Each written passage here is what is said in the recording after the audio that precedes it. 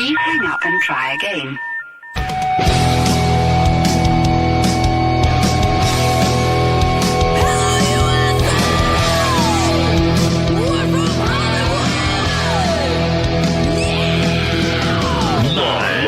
Freak Radio Network, broadcasting from the Lucas Oil Studios. Driven by General Tire. It's Speed Freaks. Motorsports Radio redefined with Kenny Sargent. We love to party. Crash Gladys. What are we doing for the bachelorette party? And Statman. I am serious. Here's the Freaks.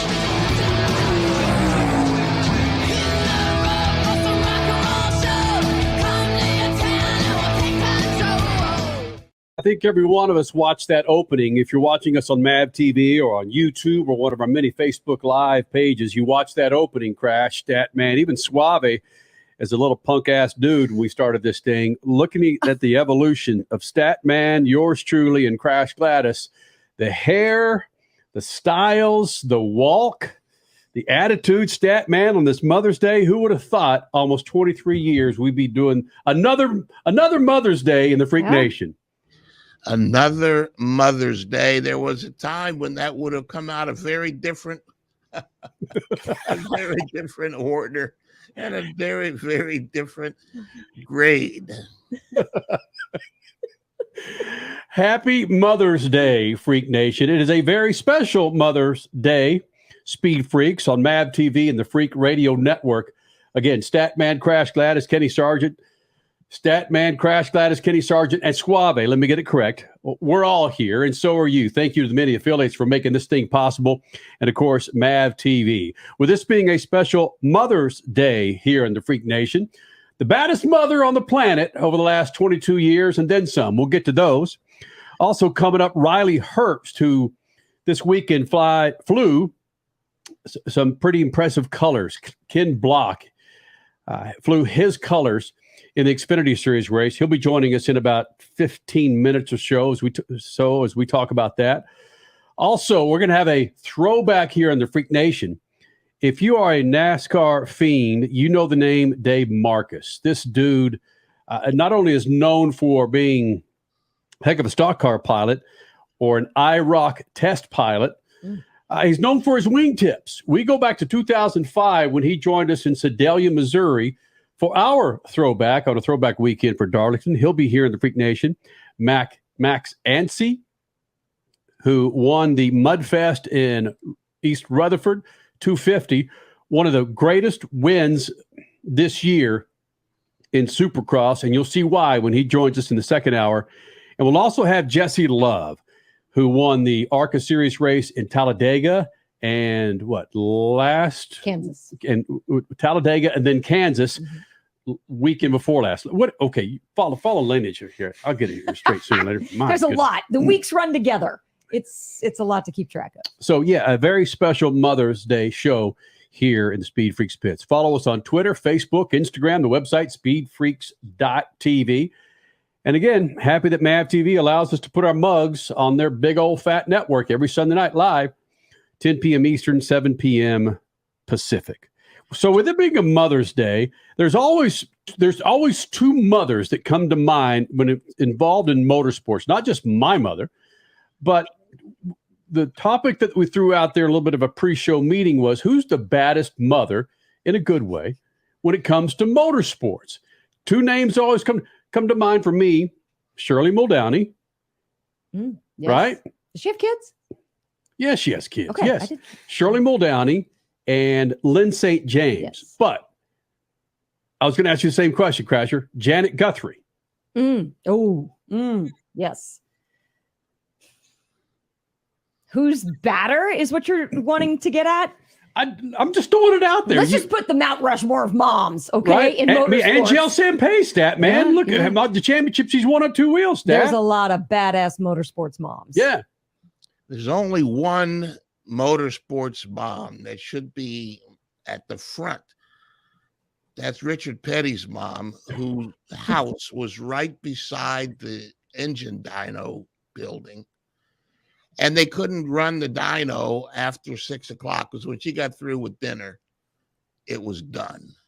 She didn't want to be disturbed. When she was ready for bed, she was going to bed, and she didn't care what engines were being built, what race was getting ready for. When she was ready, everything shut down, and they said, "Good night, Mom." Oh, so Lee's wife, Lee's wife. Yep. Richard's mom. Okay. Yep. Baddest woman on the planet. You'd put her up against Shirley Muldowney. Oh, without question. She would dino through the wee hours of the morning. Nobody was asking Shirley. Shirley, is it okay if we continue right now? She just said, "I'm doing it." Yeah. So looking at women in motorsports, I'd be curious what the millennials' take is on this, but my go-to is always Shirley Muldowney, given my history with drag racing, the fact that I had my picture taken with her when I was 9 or 10. Wow. And come to find out, the picture with her at that funny car, the funny car that she was driving at the time at Dallas International Speedway, was on loan to her from Don Schumacher. And if I was any kind of a producer, I would find that video and put it on right now as I'm talking about it. But I will say this, I had an affinity for women at that age. And I don't know if it's politically correct to talk about this, but I'm going to. You're a young boy. But Shirley had her fire suit. I believe they had 2-piece fire suits at the time. She had her top off, her top of her fire suit. Okay, clarify. And good. Was not wearing any support. Oh. And, you know, me being a good old red-blooded American boy at 10 years old, I just, you know, I knew what I liked back then. There's a great photo of her and I together back. I just What? shake my head. Why do you shake your head? I'm not saying that that's the why I think she's the baddest Oh, mother no. in I know that, motorsports. but that's when you realized, oh yeah, this is a sport that's open to everybody, and I am having the time of my life taking this picture right now. Dad, take your time. Yep. Take your time. Take your time. Little did I know the trials and tribulations that woman had already gone through to get to that point, and what she's gone through to still be alive on this planet. And really any door that she walked into, she made sure that they knew that Shirley, don't call me Cha-Cha anymore, Muldowney, was here, like it or not. Yeah, I like that. Good choice. Richie, what about your millennial take? What do you have for the baddest mother in motorsports? Does anything come to mind for you, granted the fact that you got involved in motorsports thanks to SpeedFreaks about 8 years ago? Yeah, the first like female in motorsports that comes to mind is Danica Patrick. Obviously not a mom yet, so she doesn't count. So I'm gonna go with someone that has already been mentioned, and the reason why when Crash you said her name, Janet Guthrie, rang a bell for me. Terrific 30 for 30 documentary on ESPN called Qualified. And I remember watching that for the first time a couple of years ago. And I think I came in like the next day and I told both Kenny and Crash about it. I was like, dang, this documentary is terrific. It was great. If Janet Guthrie was born 20 years later, I can't imagine the impact she would have had in the IndyCar community, in the open wheel community, maybe even in the NASCAR community. But she was I don't know. I don't remember what the saying is on top of my head, but she was too early for her own good in a way. Like she came in too quickly, too early. But I'm sure a lot of women in motorsports look up to her and what she meant. Because she was the first ever woman to qualify for the Indy 500. And if you haven't seen her documentary Qualified, go watch it. It's terrific. And so she was the first one once Crash said her name that was like, oh yeah, she got her own documentary on ESPN. Pretty big deal. What a shame, though, what Richie just said right there, that she was talking about Janet Guthrie. She was too early for her time.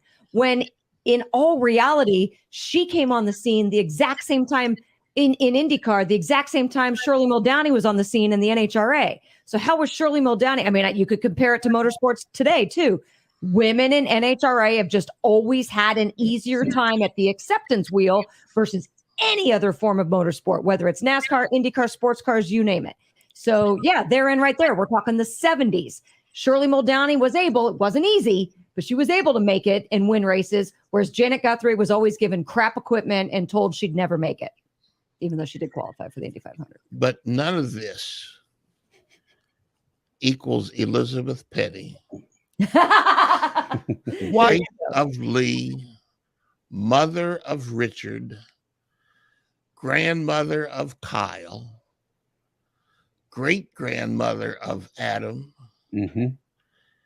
who lived next door to the engine room. When I learned this, I was like, what?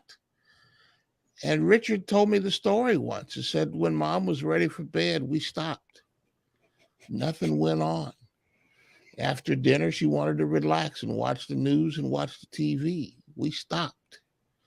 None of them are telling entire generations of NASCAR drivers, champions, a 7-time champion, the winningest driver in the history of NASCAR, stopped. When Mom said stop, he stopped. All the research that I've done, there are no children out there that I know of that Janet Guthrie had. I don't see it. I haven't found it. Shirley Muldowney, yes. Janet Guthrie, but still, look. You mean Lynn St. James? No, Janet Guthrie. No. Shirley Muldowney has children. Right. And Lynn St. James, wonderful daughter. Yep. But Janet Guthrie, you tell me where you found that she's has children. That's what you're saying. Yeah. But still, I hear what Statman is saying. She's still a bad mother. Mm-hmm. And when I was doing some research on Guthrie, I found out this Statman that she entered Gymkhana competitions back in '61. Whoa. I didn't know that. Mm-hmm. Whoa. Wait, Janet Guthrie did. Yep. Whoa. Speaking of Gymkhana, his name is Riley Herbst, and he's flying the colors of Ken Block this weekend in the Xfinity Series as they have the Throwback Weekend. And happy to say that he joins us next. And you'll see that car of the colors that he's flying with Ken Block. That's coming up next. Speed Freaks Pits and the Lucas Oil Studios. Speed Freaks, Motorsports Radio, redefined. From the labs at Lucas Oil Products, Lucas Oil Complete Engine Treatment is a multifunctional cleaner plus lubricant. For every fill-up of gas or diesel, add one 16-ounce can of Lucas Oil Complete Engine Treatment. One bottle can treat a tank of up to 21 gallons. Its special additives allows a better fuel burn to help increase your miles per gallon. Expect longer engine life, longer oil life, cleaner exhaust, and less fuel consumption. Lucas Oil, it works.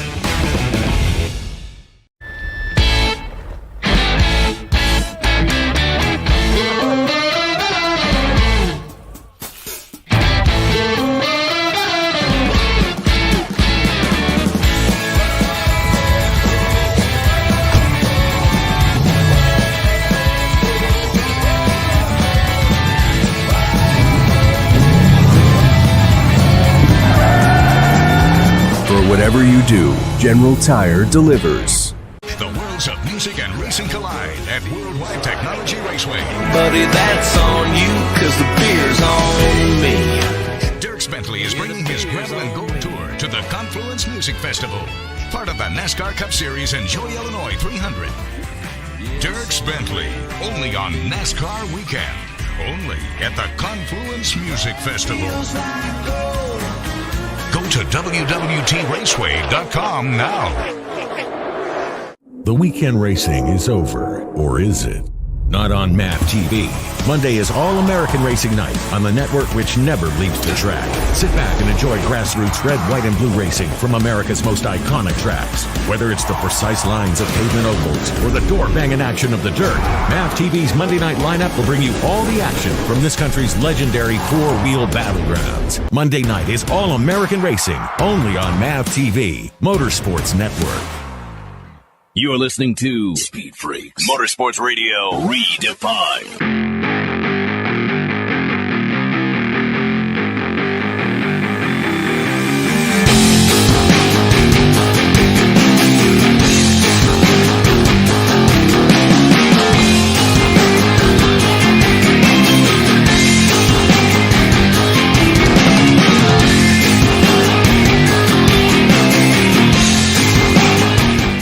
Again, Freak Nation, happy Mother's Day from the Freaks and the Lucas Oil Studios. Statman, Crash Gladys, Kenny Sargent back in the Freak Nation. We were talking earlier before we going live with him. Riley Herbst driving the Xfinity Series, supporting those Monster Energy colors that we ought to just hold a permanent seat for this dude. It's like every other weekend. Here comes Riley. Here comes Riley. You feel pretty comfortable coming to the Freak Nation, Riley? I like it. It's always a good time on here, and it means something good if I'm usually talking to you guys. So it's a good thing. Well, with it being Throwback Weekend in Darlington, and we saw the rendering of, well, not the rendering, the actual car that you're going to be supporting with the a dear friend of ours, Ken Block, we thought, yeah, it's time to get Riley back here in the Freak Nation. Can you run us through this? And I know the brotherhood with Monster and so forth, but how did this come about where the throwback that you have this weekend at Darlington is the rendering of Ken Block's older car? How'd that all come about? Well, first and foremost, I'm just kind of proud of myself that I held the secret for as long as I did for a couple of weeks. I'm not that great of a secret holder, but I was able to keep it out of even my friends' mouths and everything like that. So it was cool when it came to that for sure. But Ken Block was just a huge inspiration of mine growing up as a kid. So to be able to run his livery, which was my favorite growing up, just means the world to me, and obviously very thankful to the Block family and of course Monster Energy for allowing me to run this scheme, because obviously, as you guys know, Monster is very consistent with their black and green scheme, so to throw a little Gymkhana drip on it is pretty special. Riley Herbst joining us here in the Freak Nation. And Riley, you look at really what Ken Block has meant to not just Gymkhana rally, it's really what his brand, his name, his number, his scheme transcends motorsports. Will be at a Supercross event or an off-road event or an NFL game. And there are people supporting the colors of Ken Block. Did you have a friendship with Ken Block back in the day? I didn't. I was a little bit younger, but I did meet him in passing quite a few times. So just meeting your idol, you guys can probably think back to some of your childhood moments. And if you were lucky enough to meet some of your idols, it was kind of a starstruck deal. And I remember 13-year-old Riley getting to meet him at X Games, was pretty taken back by that for sure. So coming full circle now to be in the Monster Energy family and then run his scheme at Darlington is very, very special. I don't take it lightly. You talk about how Ken Block was a big inspiration to you, whether it was on the internet or watching on TV, like you just brought up the X Games. How specifically? Was it his driving style? Was it his method of madness to his branding and his business? Was it him and just being a fun, cool guy? What exactly was it that was so inspiring about Ken Block to you?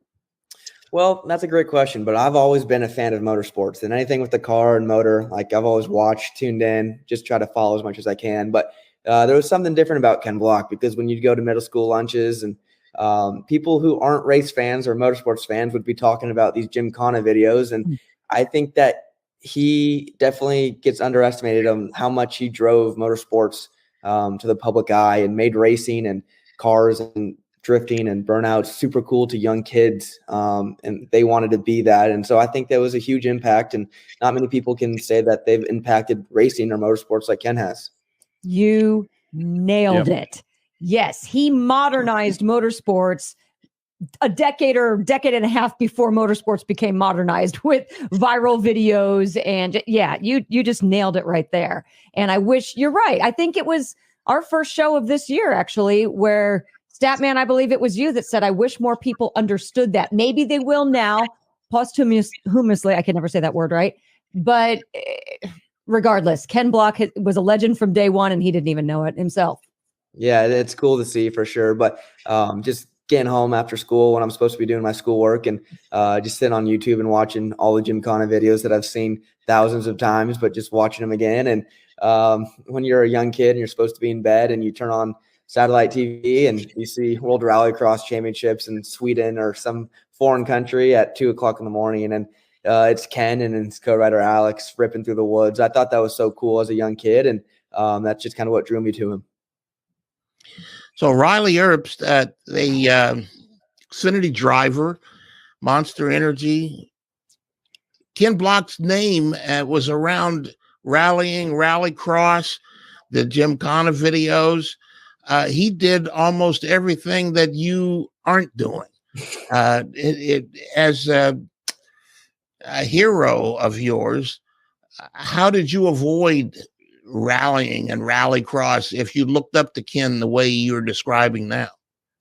That's interesting, because I did want to be kind of a little bit of a rally racer. I just loved the way that they had car control and were going almost 200 miles an hour through the woods. But I started racing asphalt racing out on the West Coast, and I just truly found a love and passion of it. And I still was a fan of other types of motorsports like rallying. But my career path kind of took me down the NASCAR and pavement route, and we followed that heavily. But I was in the shop today and I was joking with some of the crew guys. I was like, two worlds are going to collide this weekend. The Gymkhana fans and the NASCAR Classic throwbacks. Never really thought I'd see a Gymkhana car on the high banks of Darlington, but we'll see it this weekend.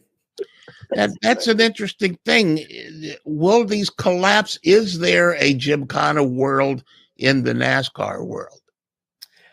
I think so. I mean, I think that paint scheme, Ken Block, I mean, his name is just, everybody knows that name. Everybody knows what he's about. And I feel like hopefully it brings some of the rally fans, some of the Gymkhana fans over to NASCAR, and hopefully tune in for a really good race this weekend at Darlington. It's going to be hot and slick, and we're going to be sliding around and doing a little drifting of our own as well.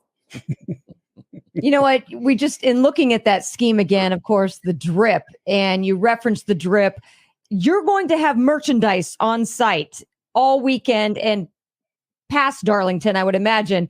Talk about the drip merchandise, where people can get it if they're not at the track, and where the proceeds are going. Yeah, so this actually is very limited. It will be cut off after Darlington, so you can pre-order it now on the website or get it at the racetrack. But after the Darlington race is over, the merch is gone. But super grateful to Monster Energy and the Block family for allowing us to do this. And so every penny of the proceeds go to the 43 Institute, which is Ken and his family's foundation to aspire young dreamers to chase their dream, and whether that be in motorsports industry or management industry, but to help young kids chase their dream, because that's kind of what Ken pushed. And so every penny of the hat and t-shirt sold over the next week will be donated to the 43 Institute. His name is Riley Herbst, flying those Ken Block colors this weekend at Darlington. Again, pinpoint something for me. Were you just hanging out in your car, pumping some iron, when somebody called you and said, dude, would you like to run the Ken Block scheme? Or no, Riley, you're going to run the Ken Block scheme, and this is what we're going to do. Who told you first? Where were you? Man, I wish it was a story like that, but these things kind of happen months and months in advance. And I kind of came up with the idea, obviously with a great partner of Monster Energy of ours. And we kind of floated through some ideas around, and they kind of like to keep it the classic mean green look with the flat black car. And then I mentioned the idea of a Ken Block tribute, just to honor him and what he's done for the organization and the company of Monster Energy, and kind of went up the flagpole a little bit, and they got behind it. They supported it. The final checkoff was the family, obviously, and they supported it as well. So it kind of came together in a long period of time, but it happened so fast. So I can't say how grateful I am for the two parties to approve it, but now we get to go race it. So I'm excited. Riley Herbst here in the Freak Nation on the Mother's Day. And we talked about this at Talladega, the importance of your mom and your career. Riley, can you share with the Freak Nation again on Mother's Day, what your mom has meant to you, your career, your family? Everything. She's the glue that holds our family together. I think everybody in our family knows that. My dad, my sister, and me included. So my mom used to drive me to the racetrack when I was under 16 and my dad was working. So we'd have some long hours in the car, to and from practice, back and forth. And she was a trooper for sure. So let me ask you a little more on this mom thing. Your family business is off-road racing. So what part did mom play in when you told her, I want to do this? Did she look at you and smack you around a little bit and go to your room? I don't want to talk to you right now. Or did she buy into it? No, she was definitely bought in. I feel like my dad and my uncles had to be bought in a little bit more than she did. They kind of looked at me like I had a third eye or something, just because of what my family has accomplished and my dad and uncles and cousins now accomplish in the off-road desert. And I kind of wanted to steer the other way and go pavement racing, but everybody's super supportive now. And I think my mom was one of the first to support me on it for sure. Perfect. Yeah. Mama's boy on a Mother's Day, Riley Herbst. Dude, thanks for doing this. You're going to have some unique eyeballs on you this entire weekend, buddy. I'm excited about it, and just so grateful again to run it. Thank you guys for having me. You got it. Riley Herbst here in the Freak Nation. More freaks coming up from Lucas Oil Studios and on MAV TV. Speed Freaks, Motorsports Radio, redefined. Country music legend Dirk Bentley is hitting the road, and he's bringing his Gravel and Gold Tour to Worldwide Technology Raceway. It's on you, cause the beer's on me. Sunday, June 4th, headlining the Confluence Music Festival. Go to www.traceway.com or MetroTix to get your tickets now. Yeah, it feels like gold. Dirk Bentley, only on NASCAR Weekend, only at the Confluence Music Festival. One of the main reasons for poor vehicle performance is a dirty fuel system. It can cause decreased fuel economy and actually do harm to your engine over time. By adding Lucas Fuel Treatment to your vehicle, it cleans and lubricates the entire fuel system, pump, carburetors, fuel injectors, and valves as you drive. It also improves your vehicle's performance. It's a non-solvent product designed to protect both gasoline and diesel engines. Lucas Fuel Treatment. It works.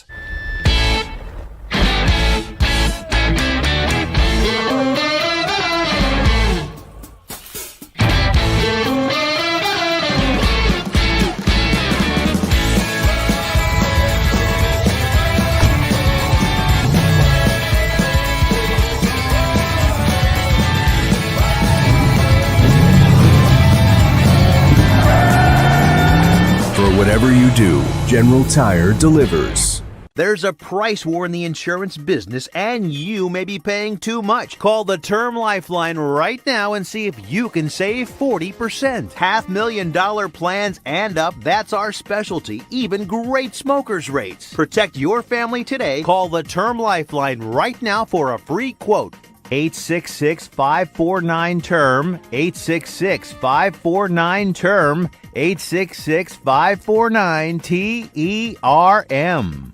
Okay, we are running a car drive right now to help veterans all across America. So if you have an old car, truck, or van, even a motorcycle or an RV sitting around, you can right now give it away and help the vets. They really need your help. And your car will help support the vets and their families. And guess what? You even get a tax donation. Plus, we'll even come and pick up your car for free. And all you've got to do is pick up your phone right now and make a free call. Now is the perfect time to do something good for the vets. Give back to the vets right now for all they've done for this country. And your old car can really help them. So call the Veterans Car Donation Program right now for free pickup of your vehicle. Help the vets and help your taxes at the same time. Call right now. 800-883-3024. 800-883-3024. 800-883-3024. That's 800-883-3024.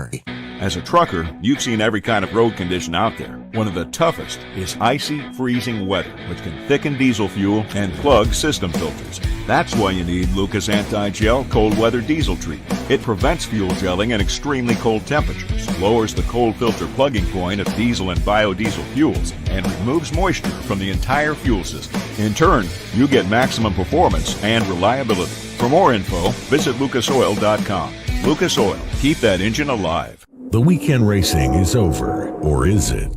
Not on MAP TV.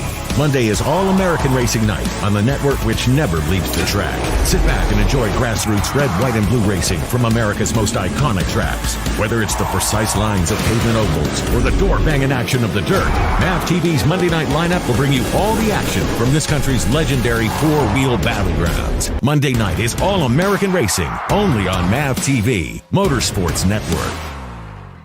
You're listening to Speed Freaks, Motorsports Radio Redefined.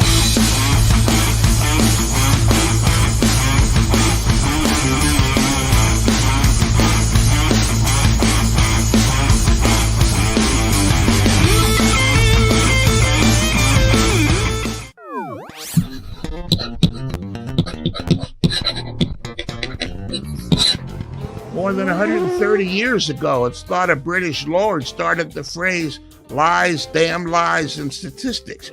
In this instance, the phrase defines last weekend's Nielsen numbers that said the NASCAR race had higher television ratings than the F1 race in the U.S.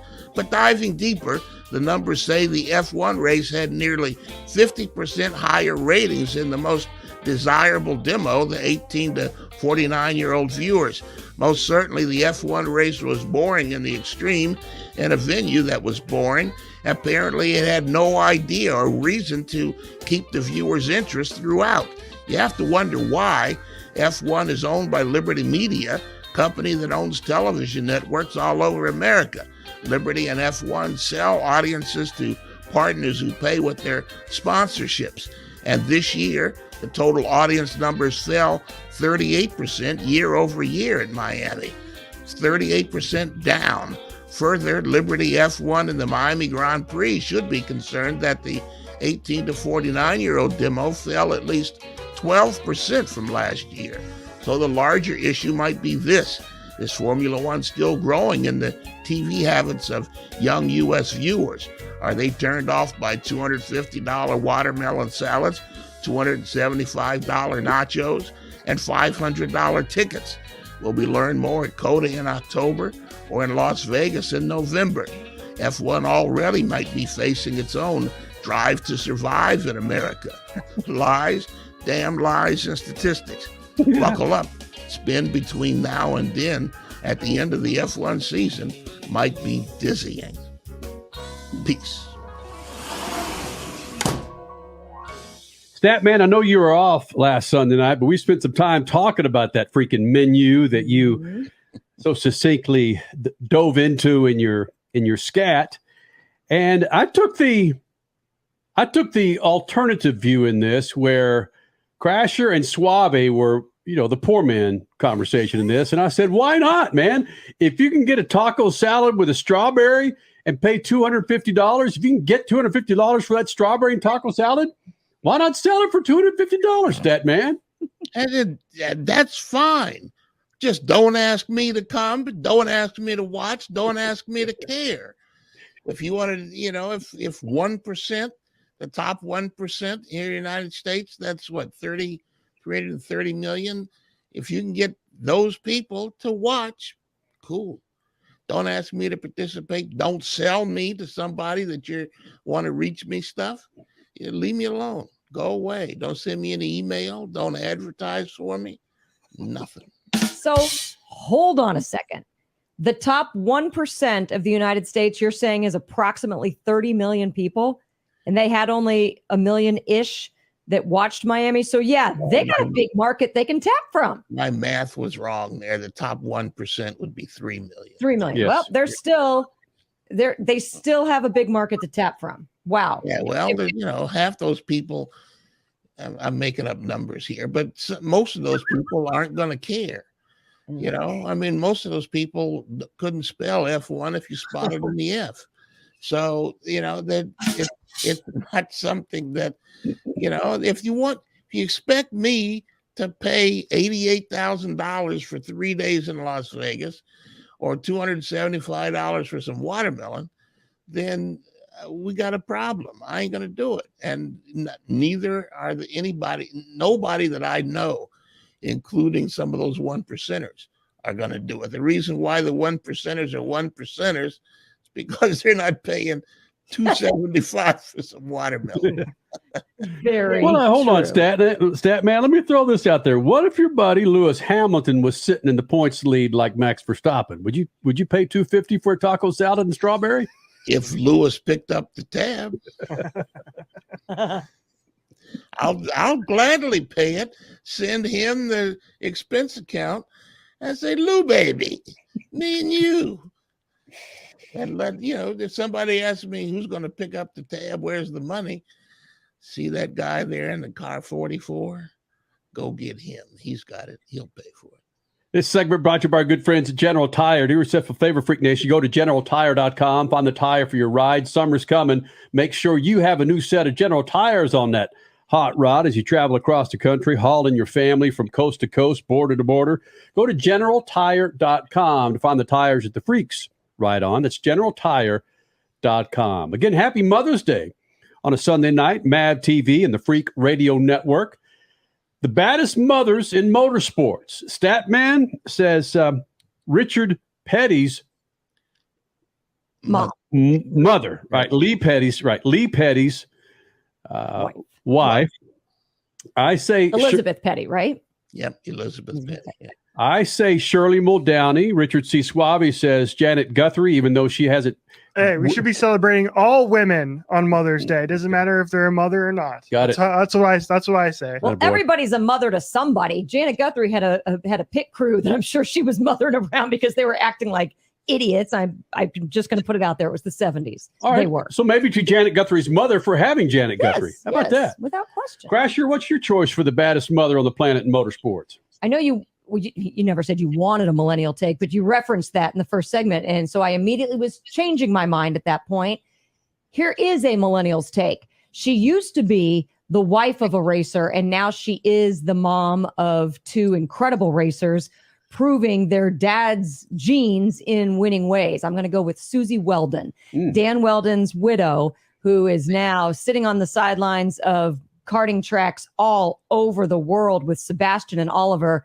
And she's put everything on the line for them. And I think it doesn't even matter what Sebastian and Oliver eventually do with their karting careers. And if they go through the Formula Series, whether to IndyCar or to F1, Susie, she's mom of the year to me. Just badass in motorsports. To lose your husband in motorsports and then, holy smokes, have your two children follow your deceased husband in similar sport that he perished. Yep. Maybe that's a conversation we should have with her. Stat, Crash, Suave. Maybe it's therapy. A little bit. Right? It's almost like you're constantly watching your spouse out there. You're watching his DNA be as successful as he was able to make his DNA. So yeah, with those little personalities that get tweaked as they get older to be more like the two of them as well. Absolutely. There's got to be something therapeutic to it. Let me say this, and granted, I've never had to, never will have to go through what she went through. But I will say this, now that my daughter is getting heavily involved in soccer, Stat, Crash, Suave know my affinity for soccer. Now that she's getting involved in competitive soccer, it's so much fun to watch my daughter develop as a striker, as a goalie, her skills, to the point where you've heard about moms and dads trying to relive through their children their golden years of sport or something. I find myself thinking about that. Like, I want to get my ass back out there and play soccer, because watching my daughter, it just does something for you. Statman went through it with his children. Richard sees Crash might be going through it with her child. So that might be there for her in a different way with her husband, of just watching her sons come through the ranks in motorsport. What's the laugh for, Statman? You mangled a couple of metaphors there. You were talking about crash, yeah. And then after the comma, you were talking about Dan Weldon's widow. Right. Hey, leave it to me. Hey, I am the metaphor scrambler when it comes to that. But that's the only thing I can think of. Statman, watching your son play sports, was there a certain feeling of watching him play that's like, this is greatness? Yeah, especially when he could drain threes that I couldn't even see. And he's an incredible golfer. Yeah. Hey, he was second team all city in Los Angeles. I mean, come on. Ooh, what? Wow. Yeah, all of that I could do is say, way to go, son. Right. Thanks for taking the gene pool and expanding it into greatness. You couldn't walk over there and show him how to hold a 9-iron versus a driver, but you said, nice job, son. Yeah. No, I mean, the only driver I could hold over him is the driving a car. Right. There you go. But that driver he pulls out of the bag, no. Nope. And he and his sister, I tell people they're like raptors at a poker table. I tell people all the time, don't get in the game with them. Right. Yeah. It is throwback in Darlington, and we're going to throw it back to the Freak Nation back in 2005 with legendary stock car pilot Dave Marcis, Mr. Wingtip. We're going to do that next. Speed Freaks Pits, and the Lucas Oil Studios. And don't forget, SpeedFreaks.tv. Speed Freaks, Motorsports Radio, redefined. At Lucas Oil, we take pride in creating problem-solving products to make your car care easier.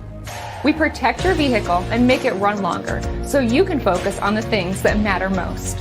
Whether it's commuting to work, visiting a loved one, taking the kids where they need to go, going to the big game, or anywhere life takes you, Lucas Oil is committed to getting you there for all of life's important moments. Lucas Oil, it works.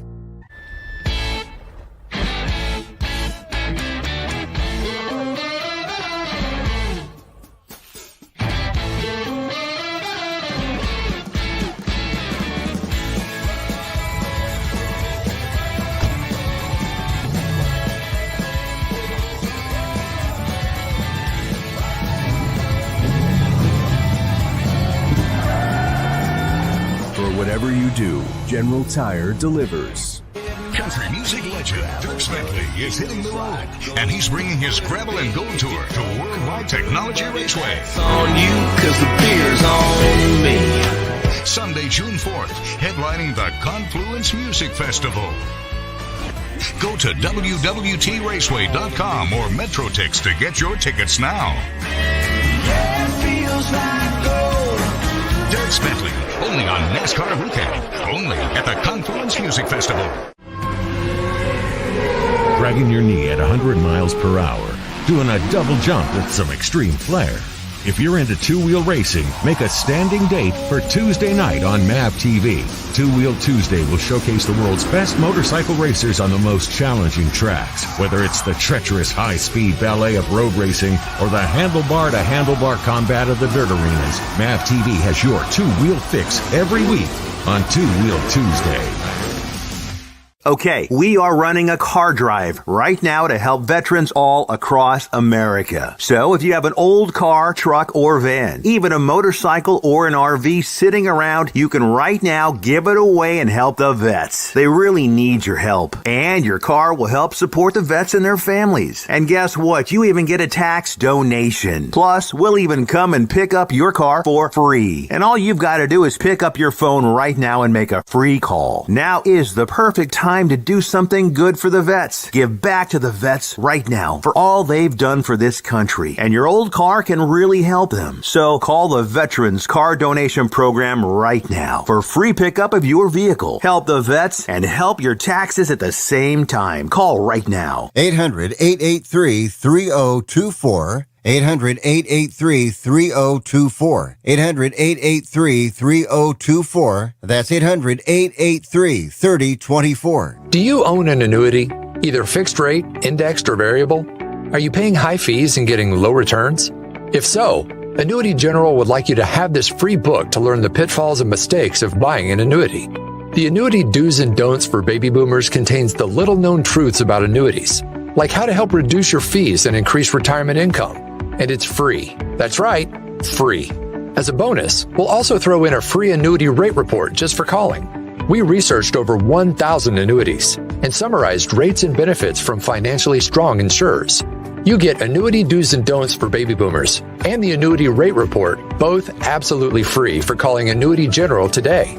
Hurry, supplies are limited. Call now. 800-273-7075. 800-273-7075. 800-273-7075. That's 800-273-7075. You're listening to Speed Freaks, Motorsports Radio Redefined.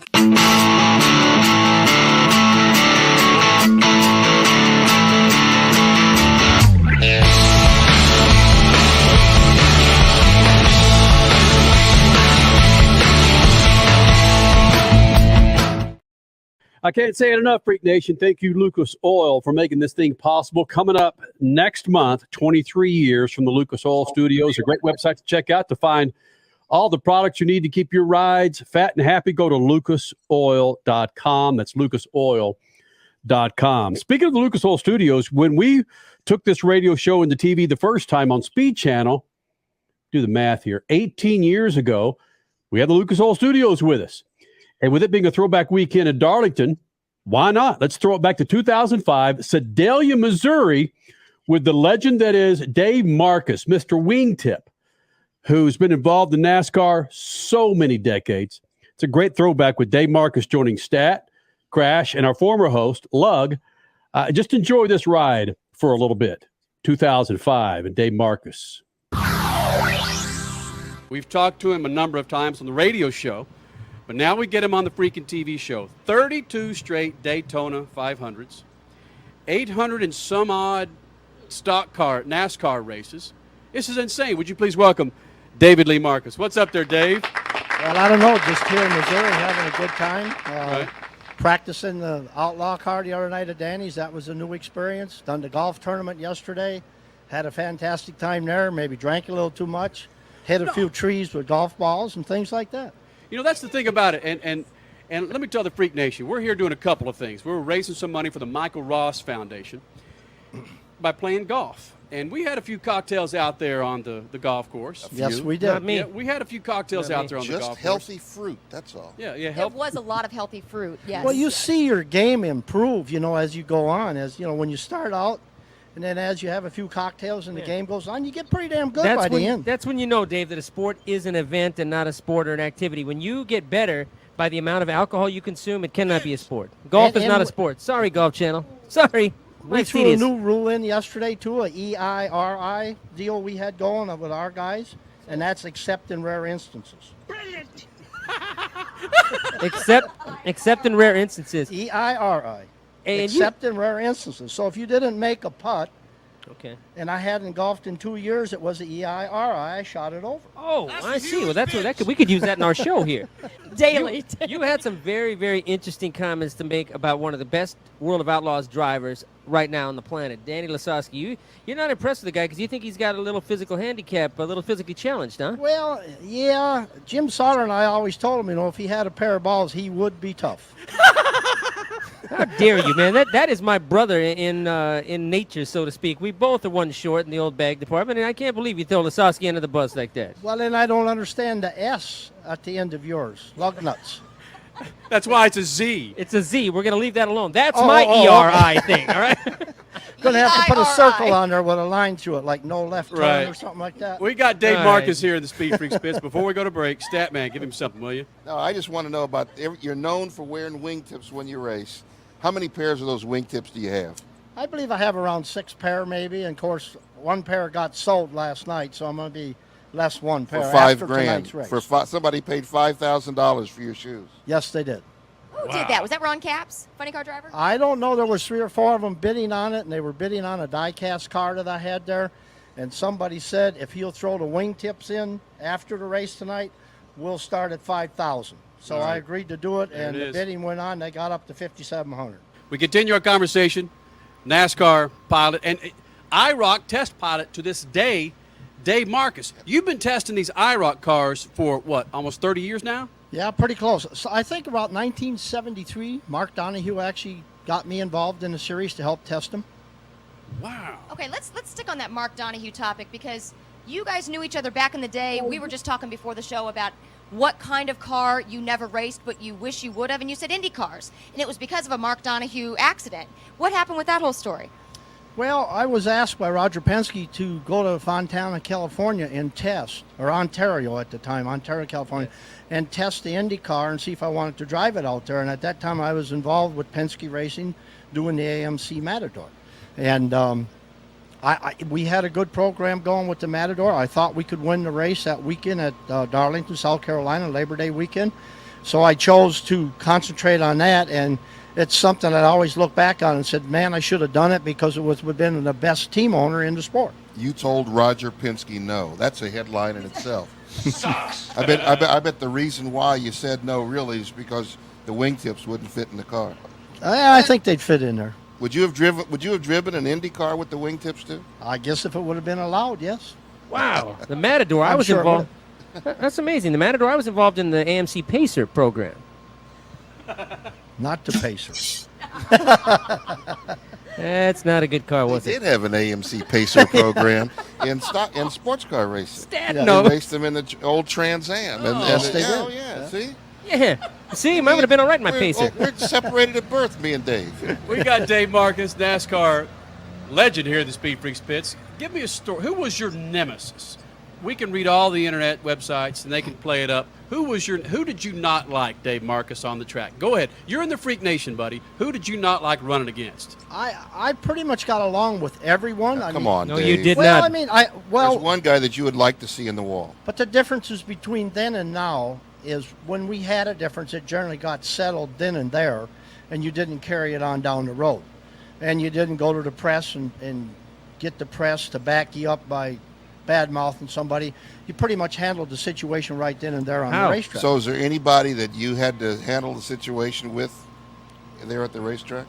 Well, you know, Kale Yarbrough and I are very good friends, but we had a difference one time at Jackson, Michigan, and Kale kept banging into the side of me. I believe it was 1976. I was in the K&K Insurance Dodge. I went on the radio. I said to Harry Hyde, my crew chief, I said, Harry, Kale hits me one more time. I just want you to know I've not lost my mind, but I'm going to spin him out. And Harry come back on. He said, if that SOB hits you again, you just get it handled. So next lap, turn 3 and 4, Kale hits me.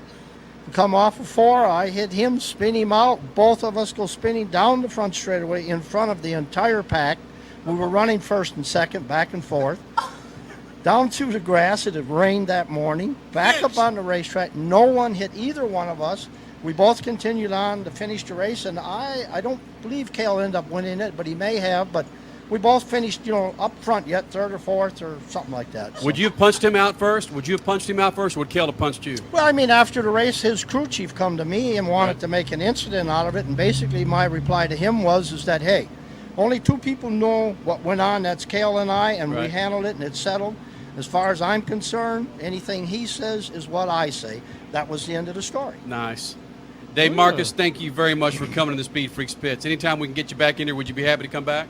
Yeah, I'd be glad to. I have a question for you, Kenny, and Lugnuts and Stat. Now, Crash Gladys, I can understand. Right. Earrings, beautiful on a lady, but why you guys? What do they do? What do they mean? Gotta know. Let's turn the cameras off, and I'll tell you why, okay? Even the fights have throwbacks. Wow. A throwback with Dave Marcis, 2005. Statman, some of the things that were coming out of his mouth, our mouth. Holy smokes. The Matador program, baby. Yeah, nowadays, though, they don't even talk to the crew chief. They just take care of it inside the car. You hit me one more. The greatest line in 23 years of Speed Freaks. The greatest line is from Bobby Allison, who said that the fight they had at Daytona in 78, he couldn't understand why Kale Yarbrough kept taking his face and hitting his fist with it. That's if not the greatest, that's the top 2. That was one of the wonderful moments in Speed Freaks history. Again, throwback. Wonderful moment in history. As a producer of the show, you go back and watch some of that stuff and some of the drops that we were airing during that show. Talking about man's privates. Thank goodness we're on, after 10 o'clock on the East Coast on MAV TV. Oh, for the re-airing of those drops. No, I mean, we're live after 10 p.m. Eastern, Crasher. Okay, so then it's I mean, I don't know if that's going to save us, but I do know that we've got some incredible throwbacks with young drivers at the time and older drivers at the time. Dave Marcis was born in 41, so where does that put him? 82, 81, 82? Yes. Still alive. Yes. Yeah. Wow. Wait a minute. Is he still around? I think Dave Marcis. No, he's still around. Freak Nation, second hour of the Freaks coming up. I'm going to like this one. Max Antsie, 250 Supercross pilot, won in East Rutherford, and I could hear the collective cheer inside the Supercross world when this guy won the Mudfest. We'll find out why coming up next hour. Also, Jesse Love won Talladega and recently won Kansas, flying on those General Tires in the ARCA Series. He'll be here in the Freak Nation. It's a big second hour coming up. Speed Freaks Pits and the Lucas Oil Studios. Speed Freaks, Motorsports Radio, redefined. Okay, we are running a car drive right now to help veterans all across America. So if you have an old car, truck, or van, even a motorcycle or an RV sitting around, you can right now give it away and help the vets. They really need your help. And your car will help support the vets and their families. And guess what? You even get a tax donation. Plus, we'll even come and pick up your car for free. And all you've got to do is pick up your phone right now and make a free call. Now is the perfect time to do something good for the vets. Give back to the vets right now for all they've done for this country. And your old car can really help them. So call the Veterans Car Donation Program right now for free pickup of your vehicle. Help the vets and help your taxes at the same time. Call right now. 800-883-3024. 800-883-3024. 800-883-3024. That's 800-883-3024. From the labs at Lucas Oil Products, Lucas Oil Complete Engine Treatment is a multifunctional cleaner plus lubricant. For every fill-up of gas or diesel, add one 16-ounce can of Lucas Oil Complete Engine Treatment. One bottle can treat a tank of up to 21 gallons. Its special additives allows a better fuel burn to help increase your miles per gallon. Expect longer engine life, longer oil life, cleaner exhaust, and less fuel consumption. Lucas Oil, it works. The weekend racing is over, or is it? Not on MAP TV. Monday is All-American Racing Night on the network which never leaves the track. Sit back and enjoy grassroots red, white, and blue racing from America's most iconic tracks. Whether it's the precise lines of pavement ovals or the door-banging action of the dirt, MAP TV's Monday night lineup will bring you all the action from this country's legendary four-wheel battlegrounds. Monday night is All-American Racing, only on MAP TV, Motorsports Network.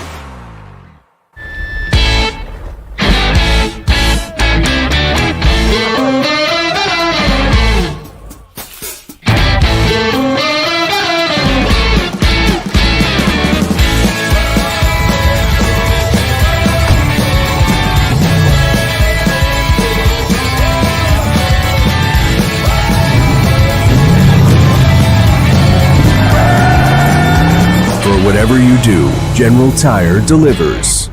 Are you worried about your taxes? Okay, so I'm talking to those of you out there that have not filed in a few years with the IRS or state. It's time to get worried, and here's why. The IRS is getting back from their own COVID lockdown, and they're hiring more enforcers, and they're going to come after people that owe taxes. So if you're a 1099 worker, and maybe you just plain forgot to file your taxes, you need to call the professionals right now at the Tax Helpline. They are experts at knowing the tax regulations, and their goal is to help you pay as little as possible. Call right now and get a 100% free tax evaluation. Remember, before the IRS knocks on your door, knock on our door. If you owe $10,000 or more in back taxes, make this free call right now. Call Texas 321 now at 800-808-9443. 800-808-9443.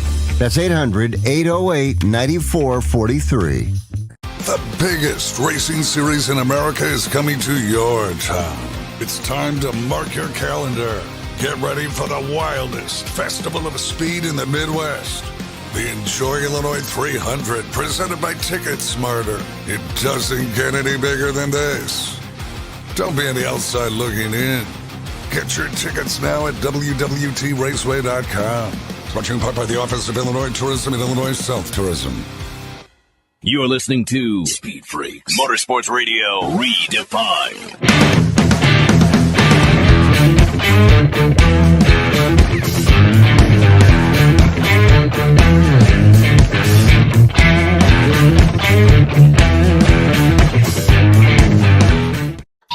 Please hang up and try again.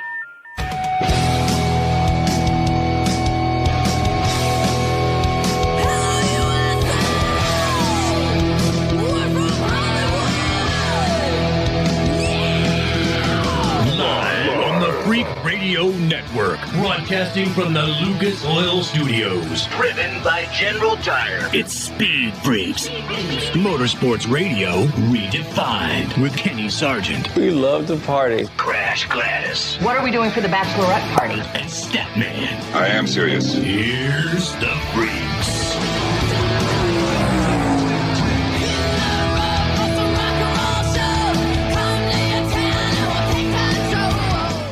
Second hour of the Freaks, Freak Nation. And if you see another face on there besides Richard C. Suave, that's the face of Max Antsie. We'll get to him in moments. Second hour of the Freaks coming up this hour. Jesse Love will be joining us here in the Freak Nation. ARCA Series winner on those General Tires from Talladega and Kansas.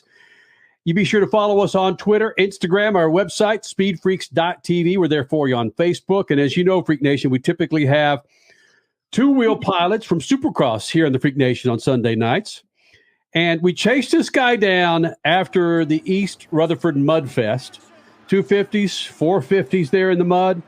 And when Max Antsie won the race, I didn't realize, Max, how popular you were within the community of Supercross. And the big deal was, I can't wait to hear and see how Max acts on stage when he gets the trophy. Good to get you in here, bud.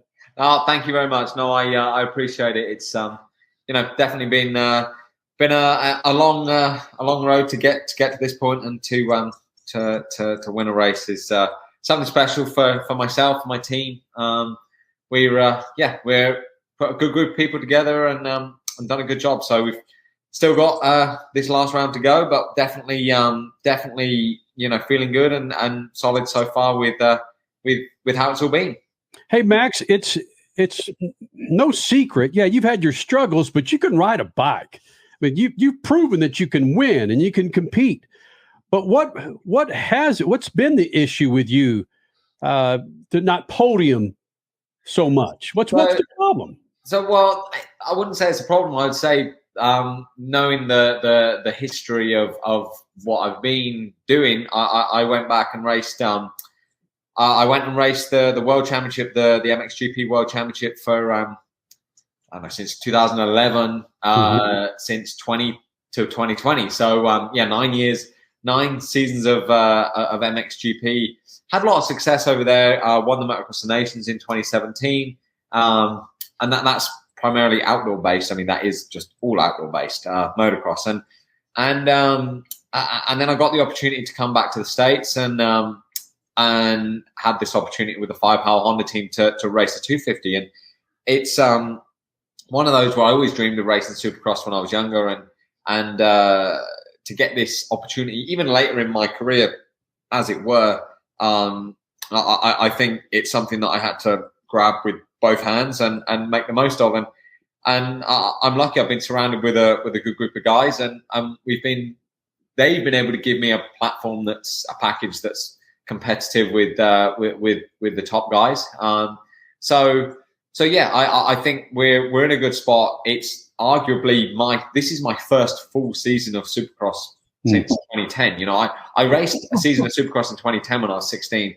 Then I went back to Europe and raced, and I've done odd races here and there. I tried to do 450 stuff last year, and then my team ended up folding up halfway through the year.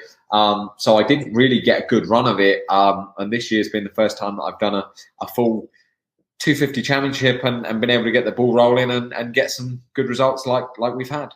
You know, you reference World Motocross, World Supercross. There's now Super Motocross going on. Is it destructive to the sport to have so many different sanctioning bodies, so many different series going on? Or is it healthy and we need these series to be competing healthily against each other?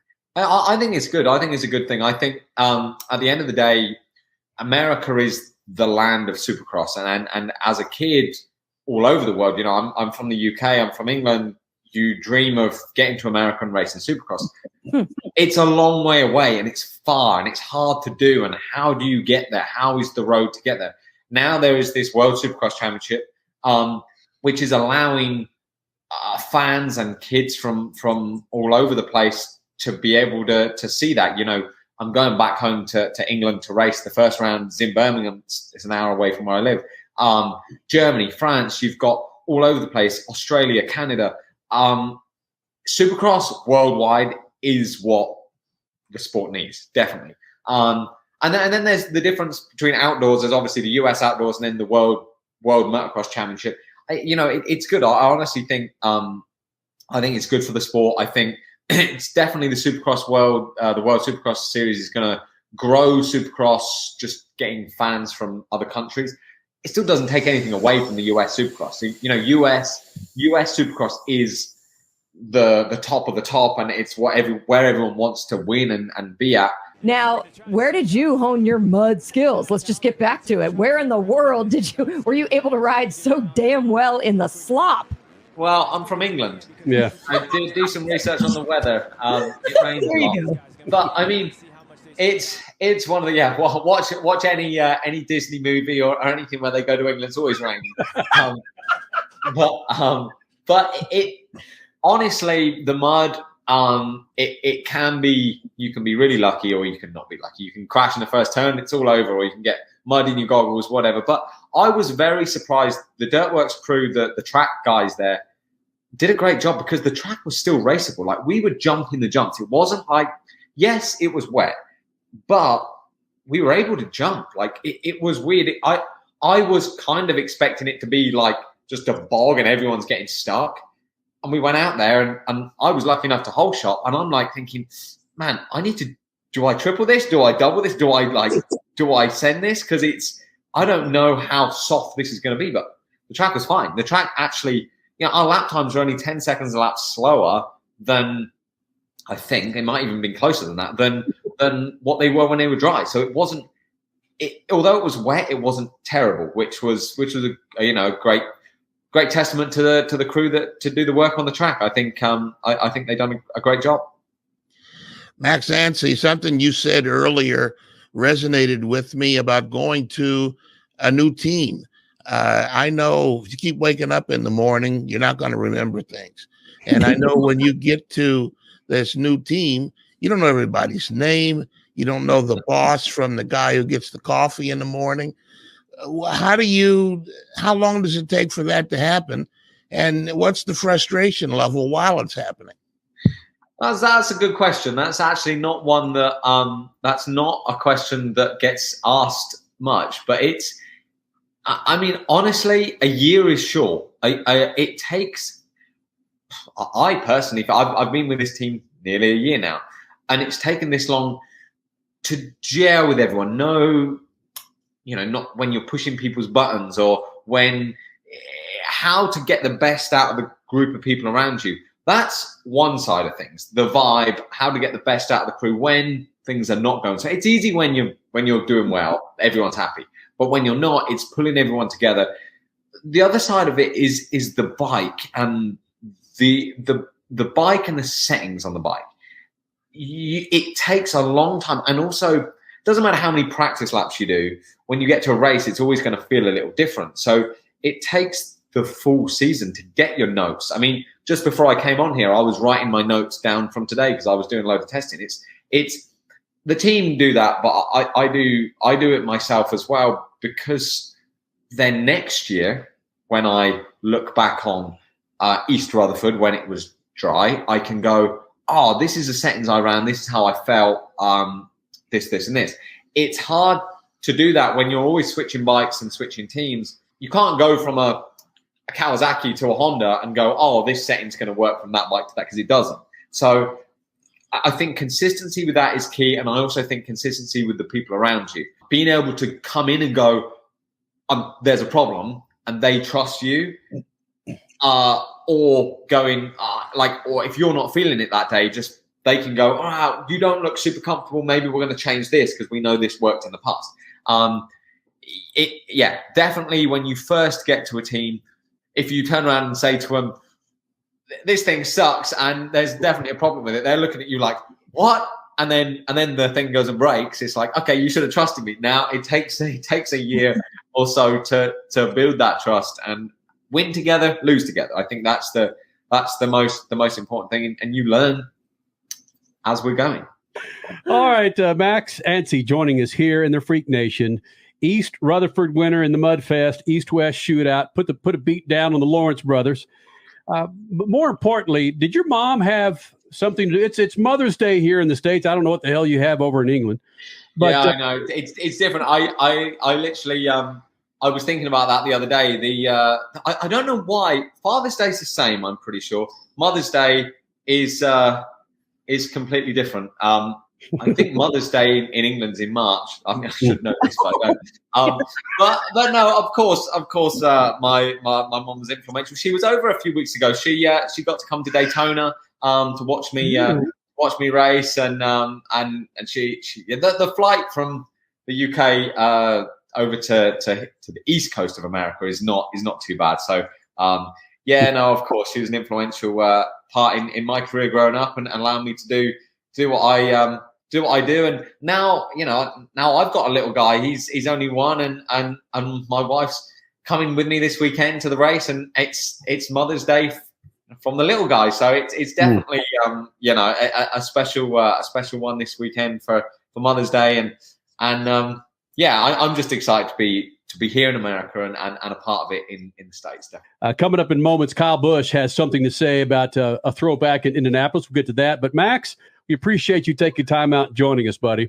No worries. I appreciate it anytime. And thanks for having me on. Speed Freaks, Motorsports Radio, redefined.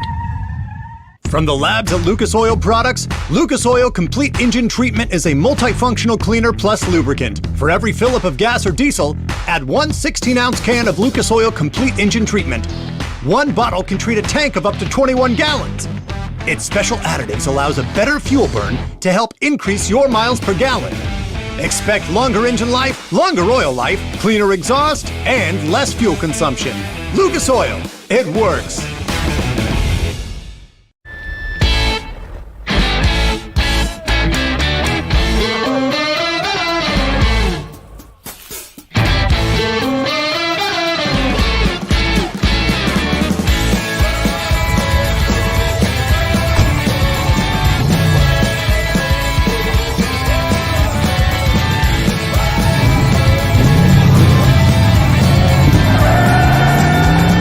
Whatever you do, General Tire delivers. The worlds of music and racing collide at Worldwide Technology Raceway.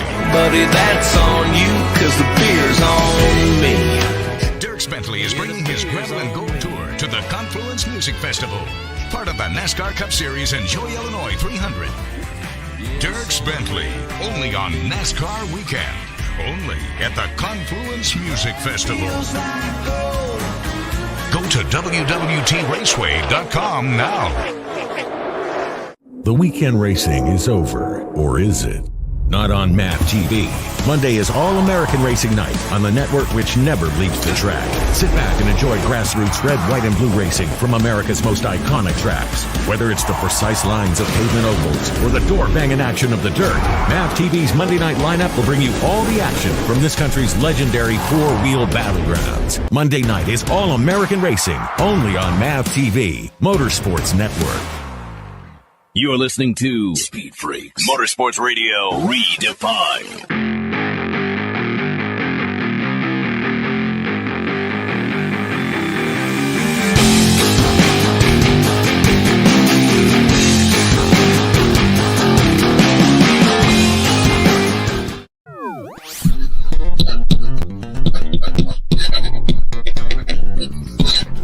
More than 130 years ago, it's thought a British lord started the phrase lies, damn lies, and statistics.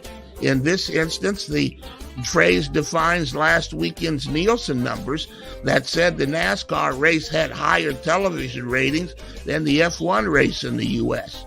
But diving deeper, the numbers say the F1 race had nearly 50% higher ratings in the most desirable demo, the 18 to 49-year-old viewers. Most certainly the F1 race was boring in the extreme, and a venue that was boring, apparently it had no idea or reason to keep the viewers' interest throughout. You have to wonder why. F1 is owned by Liberty Media, company that owns television networks all over America. Liberty and F1 sell audiences to partners who pay with their sponsorships. And this year, the total audience numbers fell 38% year over year in Miami. It's 38% down. Further, Liberty F1 and the Miami Grand Prix should be concerned that the 18 to 49-year-old demo fell at least 12% from last year. So the larger issue might be this. Is Formula One still growing in the TV habits of young U.S. viewers? Are they turned off by $250 watermelon salads, $275 nachos, and $500 tickets? Will we learn more at COTA in October or in Las Vegas in November? F1 already might be facing its own drive to survive in America. Lies, damn lies, and statistics. Buckle up. Spin between now and then at the end of the F1 season might be dizzying. Peace. Nation coming up. The comment about Indianapolis and the oval out of Kyle Busch's mouth. We'll get to that. At your Statman Scat, brought to you by our good friends at Lucas Oil. Go to lucasoil.com to find the right product to keep your rides on the road, inside your engine, outside your engine. Lucas Oil has the product to keep your cars fat and happy. Can we go on to his lies, and more lies? Yes, that's where I was going. Statman teed it up for us with this summit. Well, here's the deal, though. You lied because you said tickets were only $500. Come on. They were more than that in Miami. They were $500,000 maybe. 500. Who had a $500 ticket? If you want to go and stand and sweat, then yeah, you can pay $500. Not have a seat, find a video screen, and look for some shade where none existed. I don't know if this conversation is going to punch tickets. People may be turning it off because they're already done with Formula One. That was so last weekend. And but according it's still to so fun to punch them. Yeah.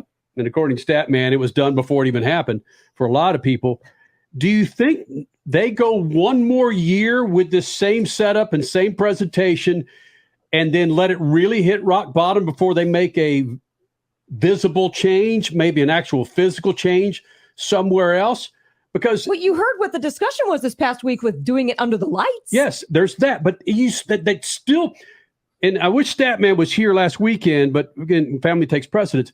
When Kansas is typically your most boring race of all the cookie cutters, and that thing surpasses Formula One tenfold when passing and wrecks and punches and lead changes. We're in a day and age now where, again, Statman, when we started SpeedFreaks, it's like, oh, we had 5 passes for the lead in Formula One, and people were applauding that. An 18-year-old, a 22-year-old, don't they need to see more than 5 lead changes and dudes working their way up from the 10 and 11 spot that aren't called Max Verstappen? Isn't that what we need to see to bring to keep some of these eyeballs and to bring some of these eyeballs back, Stat?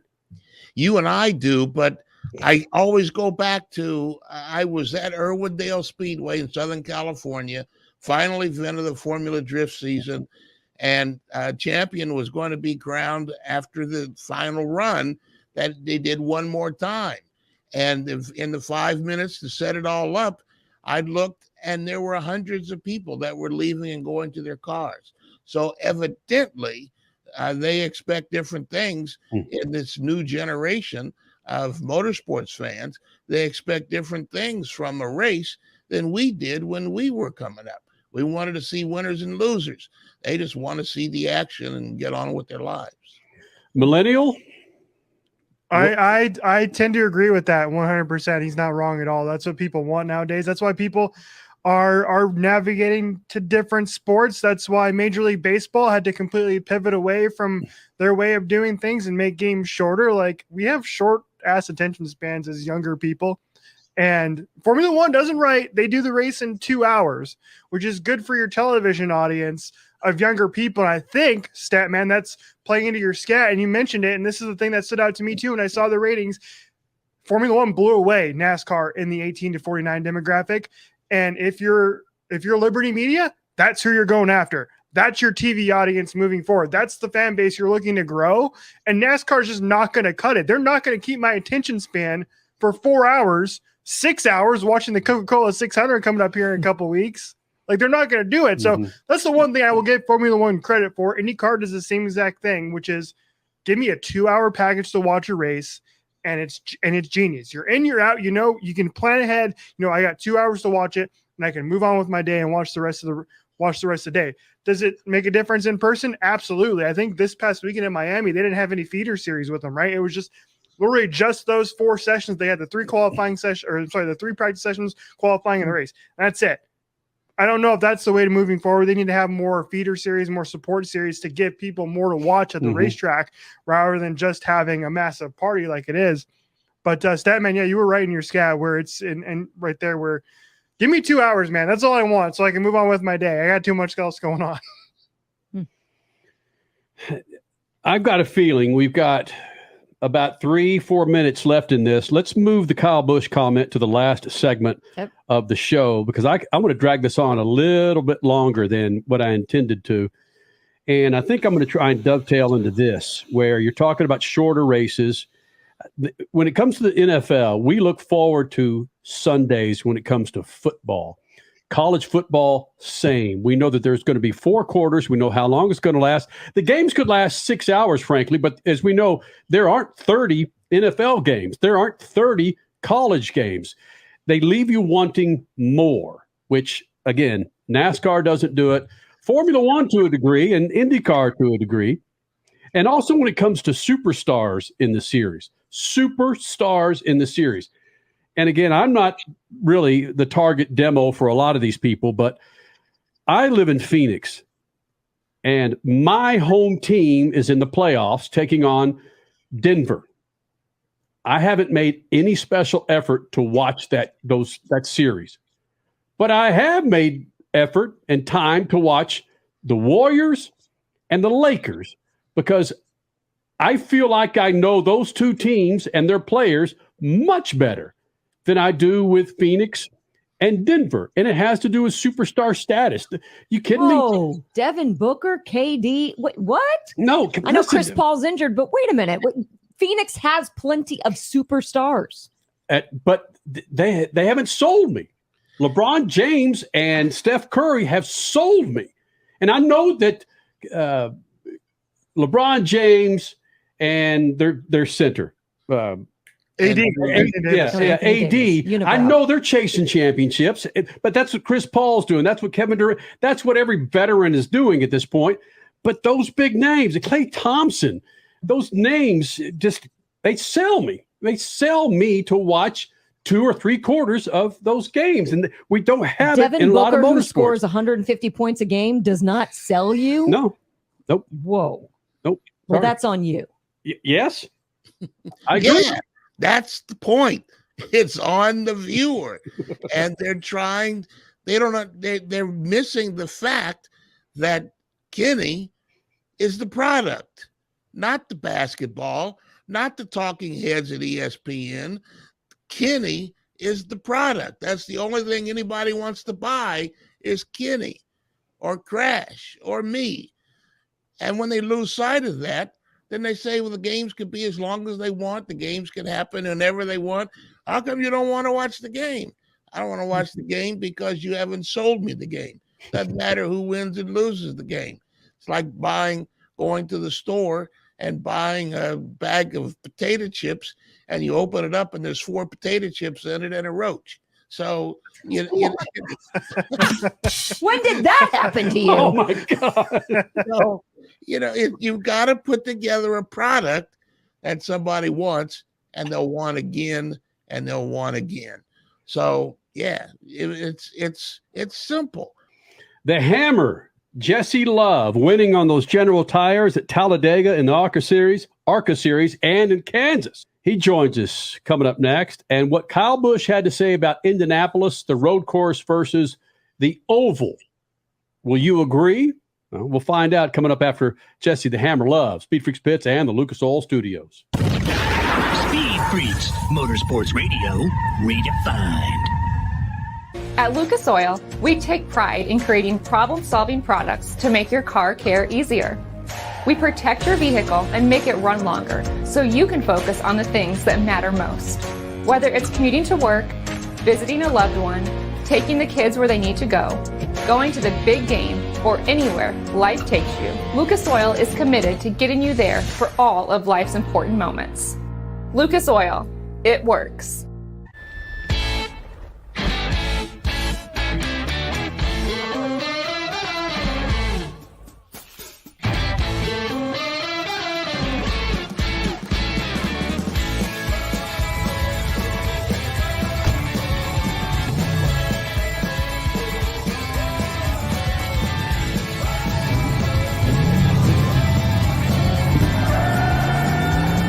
Whatever you do, General Tire delivers.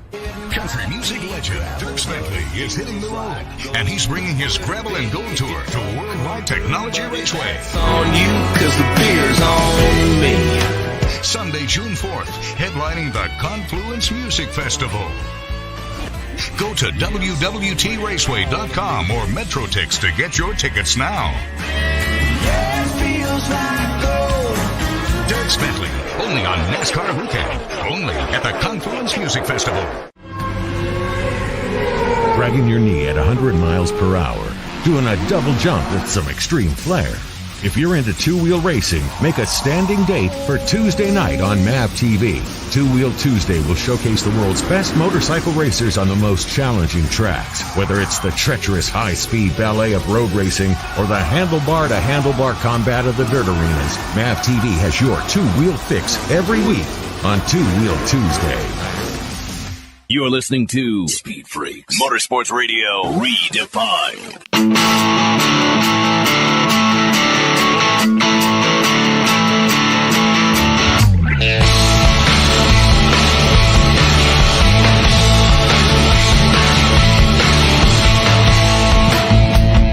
Lucas Oil Studios, Freak Nation, coming up on 23 years of doing this. Statman, Crash Gladys, Kenny Sargent, and back in the Freak Nation. One of the greatest names in all of sports. When you can have a name like Jesse, which is kind of avant-garde anyway, then you throw a Love in there. Jesse Love, the Love Doctor, joining us here in the Freak Nation. Jesse, do you have a nickname like that yet? Well, it's funny you say that because on a different podcast, the Door Bumper Clear podcast, they were talking about how I have a certain type of name, and my nickname's the Hammer, technically. But I've heard the Love Doctor thrown out a lot over the last few weeks. Hold on, but that I was going to get to that. Is how did you get the Hammer? Who gave you the Hammer? How did it come about? Yeah, my Uncle John. So he gave me the nickname when I was running up to qualifying a quarter midget when I was like 8 years old. I ran like a lot of fast classes before I got out of it, like World Formula, Light B, Light A, and I would always hold them wide open, kind of no matter what track we go to. And obviously, it must have had a good setup too, but I would always just hold it wide open. And I was like one of the only people that would hold a B or an A, which are two different classes, wide open. So that's kind of why they, called me the Hammer. I always drop it, I guess. Nice. Jesse Love, ARCA Series winner from Kansas, Talladega. We go on and on and on, rolling on those General Tires. And I'm sure Statman has something to contribute to this, but you're rattling off all these different series and different classes in motorsports and driving in particular that I lost track when I first said your name. How does a guy your age, you're not old enough to drink, how does a guy your age know how to hop into these different cars and drive these things like the Hammer to victory? Is this innate? Is this something that you learned? Were you born with? I mean, I think you have to have, the it factor that God has blessed me with when I was born, at least I like to think. And, but no, I mean, my dad did a great job, raising me as a race car driver that can kind of run anything. I grew up running quarter midgets, go-karts, and then I went outlaw kart racing, micro racing, midget racing, sprint car racing, late model racing, legend car, bando, like you name it, I probably drove it. So across all different, disciplines as well. Like coming up here, I'm running, there's a 9-day stretch coming up, starts next Wednesday, where I'm going to drive 3 different cars on 3 different disciplines, road course, oval, and dirt. And I'm going to be in a car for 8 of those 9 days in 2 different states at 3 different tracks. So it's pretty intense for sure. I'm starting to get a little bit nervous about it as we speak, just kind of getting closer to it. It's a lot of racing. So I don't know. I've always looked up to guys like Kyle Larson and Christopher Bell, AJ Foyt, Tony Stewart that can kind of get in any different car and drive, and win races in it. So I'm still, trying to get to that, name list one day, but I think we're doing a decent job at it right now. So one of the natural progressions from there would be, hey, was it always stock cars that you wanted to go into? Was that your feeder series line, your future goal, or were you open to anything? I was open to anything for sure. I wanted to be an IndyCar driver at one point, a NASCAR driver, an outlaw driver. It kind of just, changed, by the week. But as I kind of got, more into the NASCAR stuff, I realized that I wanted to be, on the stage at Homestead one day, hoisting up a cup championship. So that's my end goal. That's what I want to do more than anything, is be a cup champion and win a lot of those championships. And I also have my own, goals as well, winning a Chili Bowl, Driller, winning the Knoxville Nationals and Silver Crown races, midget races, things like that. I want to win Indiana Midget Week one day. So there's a lot of things that I have on the side that I want to do as well. But, winning a cup championship, stuff with that, highest echelon. I didn't quite hear the Indy 500 or the 24 Hours of Daytona. Maybe those as well? Yeah, the Daytona or the 24 Hours Daytona doesn't, have a whole lot of, meaning to me. I never grew up, watching it. But like anything, it's something that I still want to race and be a part of one day. I love road racing, and I think I've kind of a knack for the sports car stuff. I ran some touring car stuff last year and have some trophies up here from, sweeping the weekend at Sonoma. So that would be cool for sure. And obviously Indy 500 to me is the biggest race in the world. So I don't know how I blanked out on that or how I forgot that. I appreciate your guidance though. And but yeah, to me, that's the biggest race, the biggest single race that you can win. But that would be very hard to accomplish. Jesse Love, my man, we talked about, I don't know, a year or so ago in, where was it? Man, they all run together. Ohio? Eldora? Toledo? Toledo. I think it was Watkins Glen or something. I don't know. Yeah, I think it was Toledo. And the one thing I noticed listening to you now, dude, is that your voice is a little deeper. I bet. Yeah, are you also shaving, dude? Yeah, I had a shave this morning. I get a really full, thick beard if I don't. Really? No. So, well played. in addition to learning how to drive all these cars, you stand in front of the mirror and practice? Yeah, I mean, I definitely got something to shave off. I've been focusing on my skincare lately, so got to look good.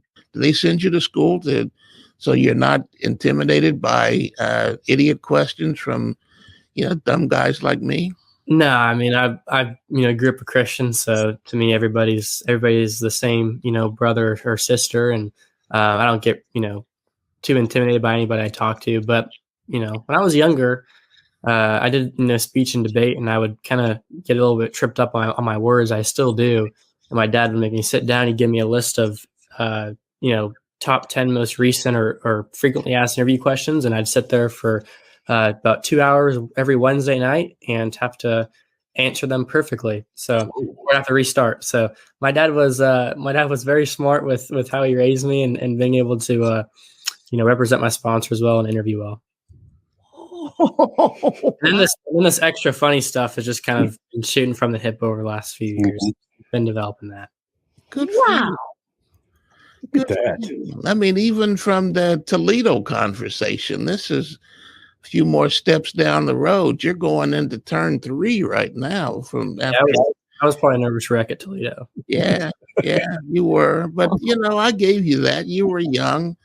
I think the shirt I had on was older than you at the time. So, probably. Yeah. So you come out of turn 2 real strong and go into 3 like you really know what's going on here. I appreciate that. Thank you, Jesse Love. Yeah, I appreciate it too.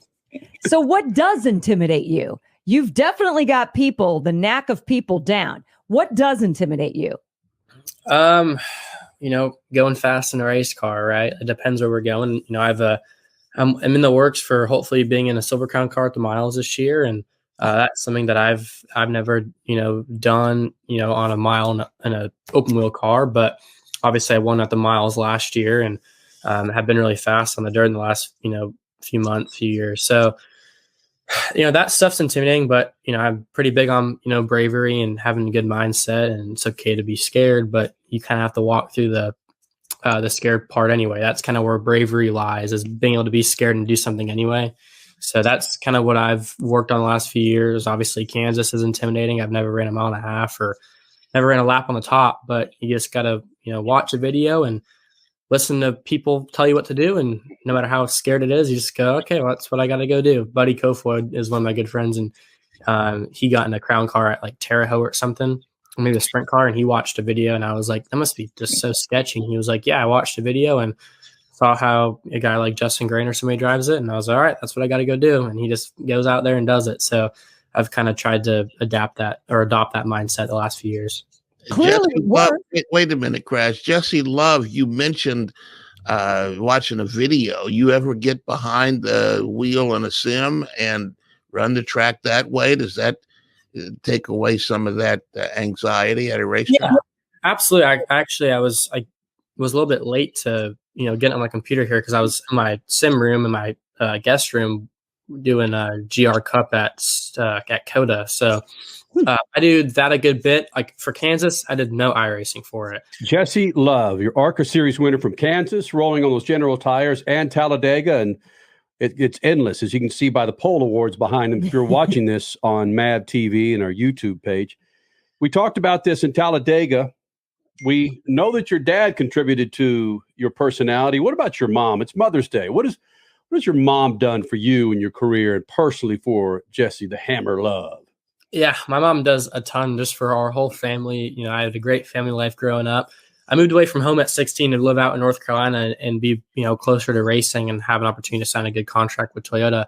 But, she raised, myself in the sense of my morals, and, she's what I always call my moral compass. So, she's been a phenomenal mother to me and my sister, and a great wife to my dad, and just couldn't ask for anyone better. And that was why Talladega was so special to me, because that was the one race that she really, really wanted to go to. So there you go.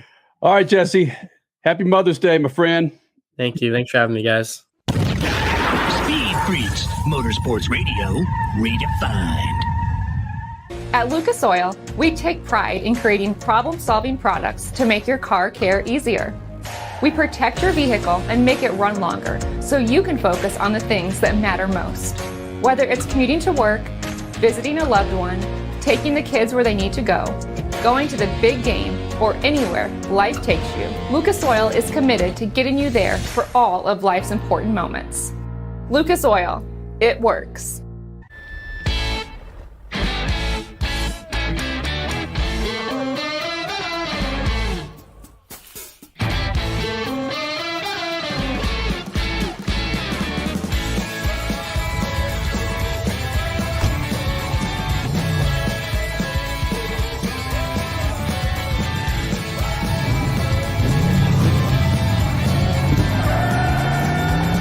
Whatever you do, General Tire delivers. Country music legend Dirk Bentley is hitting the road, and he's bringing his Gravel and Gold Tour to Worldwide Technology Raceway. It's on you, cause the beer's on me. Sunday, June 4th, headlining the Confluence Music Festival. Go to www.raceway.com or MetroTix to get your tickets now. Yeah, it feels like gold. Dirk Bentley, only on NASCAR Weekend, only at the Confluence Music Festival. Dragging your knee at 100 miles per hour, doing a double jump with some extreme flair. If you're into two-wheel racing, make a standing date for Tuesday night on MAV TV. Two-Wheel Tuesday will showcase the world's best motorcycle racers on the most challenging tracks. Whether it's the treacherous high-speed ballet of road racing or the handlebar-to-handlebar combat of the dirt arenas, MAV TV has your two-wheel fix every week on Two-Wheel Tuesday. You're listening to Speed Freaks, Motorsports Radio, redefined.